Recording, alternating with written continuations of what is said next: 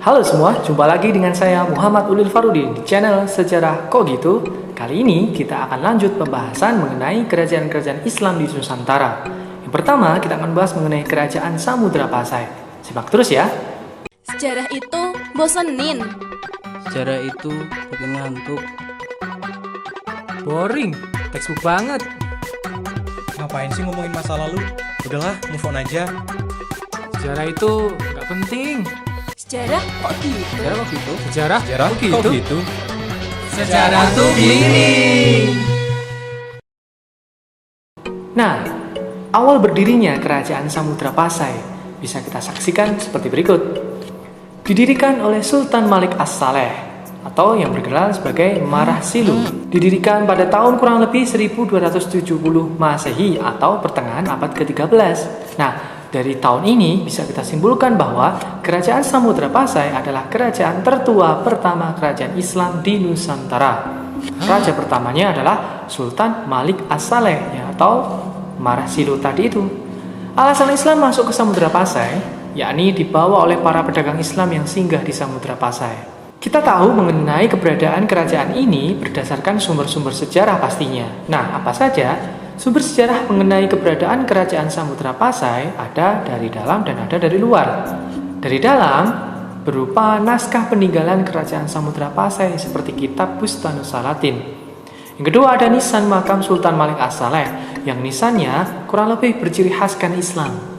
Dan ada juga hikayat-hikayat Raja Pasai atau cerita-cerita dari Raja Pasai. Nah, sedangkan dari luar ada dua berita. Yang pertama, berita dari seorang musafir asal Maroko bernama Ibnu Battuta yang singgah di kerajaan ini.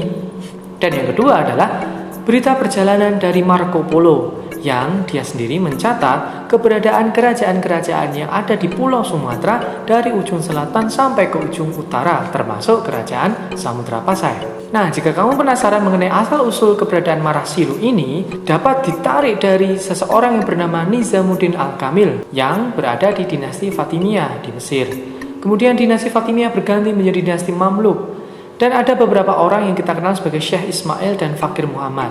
Dari dua orang inilah berketurunan dan berakhir pada Marah Silu atau kita kenal sebagai Sultan Malikus Saleh sebagai pendiri kerajaan Samudra Pasai. Nah, di manakah letak kerajaan Samudra Pasai?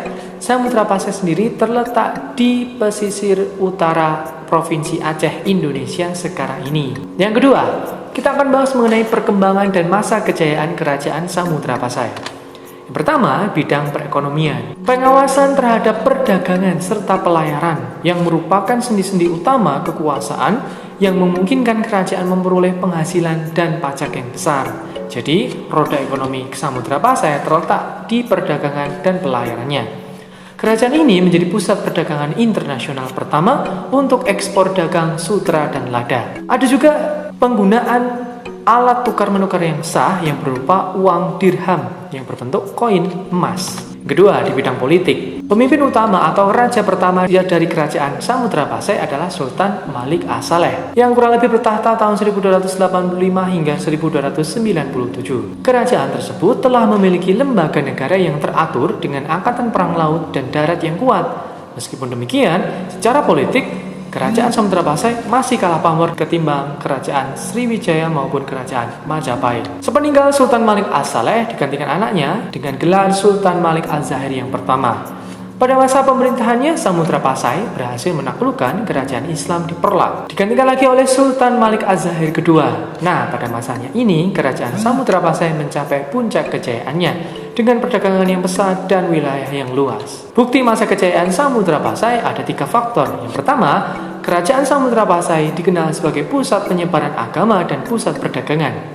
Yang kedua, Sultan Malik At-Tahir yang kedua menyediakan istananya untuk digunakan sebagai tempat musyawarah para ulama-ulama besar di Samudra Pasai. Ketiga, kerajaan ini memiliki sikap terbuka dalam berhubungan dengan negara lain. Tak hayal, kerajaan ini sangat disegani di negara-negara luar daerah. Untuk mengetahui silsilah raja-raja Samudra Pasai, sedikit unik, dapat kita simak dari bukti-bukti penemuan uang emas dirham yang berhasil menyibak silsilah raja-raja Samudra Pasai. Melalui mata uang dirham yang digunakan di Pasai inilah diketahui nama-nama raja beserta urutannya. Yang pertama, kita bisa simak Sultan Malik As-Saleh sebagai pendirinya, sampai Ahmad Malik Az-Zahir pada tahun 1346 sebagai puncak kejayaannya, hingga Sultan ke-12 yakni Zainal Abidin. Yang ketiga, kita akan bahas mengenai masa keruntuhan kerajaan Samudra Pasai. Ada dua faktor, yang pertama faktor intern dan yang kedua faktor ekstern. Di dalam faktor intern atau di dalam, yang pertama tidak adanya pengganti yang cakap dan terkenal sepeninggal Sultan Malik At-Tahir kedua. Yang kedua, terjadi perebutan kekuasaan di dalamnya. Sedangkan faktor ekstern atau dari luar, yang pertama, kerajaan ini mendapat serangan Majapahit pada tahun 1339. Yang kedua, berdirinya Bandar Malaka yang letaknya lebih strategis sehingga membuat perdagangan dan pelayanan Samudra Pasai menjadi menurun. Yang ketiga, yakni serangan dari Portugis. Serangan ini yang menyebabkan kerajaan Samudra Pasai hilang dari peredaran. Yang terakhir kita akan bahas mengenai peninggalan sejarah kerajaan Samudra Pasai. Di antaranya adalah yang pertama, Hikayat Raja-Raja Pasai, atau bisa kita bilang kitab yang berisi cerita-cerita perjalanan kerajaan Pasai yang diilhami dari perjalanan raja-rajanya. Kurang lebih berangkat tahun 1360 Masehi. Yang kedua, ada kitab-kitab seperti kitab Bustanus Salatin. Yang kedua, ada kitab Durul Al-Manzum karya Maulana Abu Ishaq.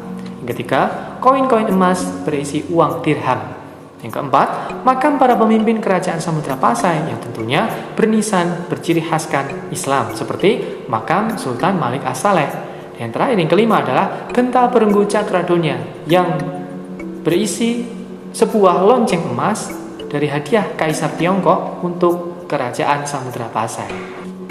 Sekian cerita dari sejarah atau asal-usul kemunculan kerajaan Samudra Pasai dari awal sampai akhir. Jika kamu menyukai video ini, jangan lupa untuk like, komen, dan subscribe. Dukung terus channel kami untuk berkembang ya. Terima kasih dan sampai jumpa.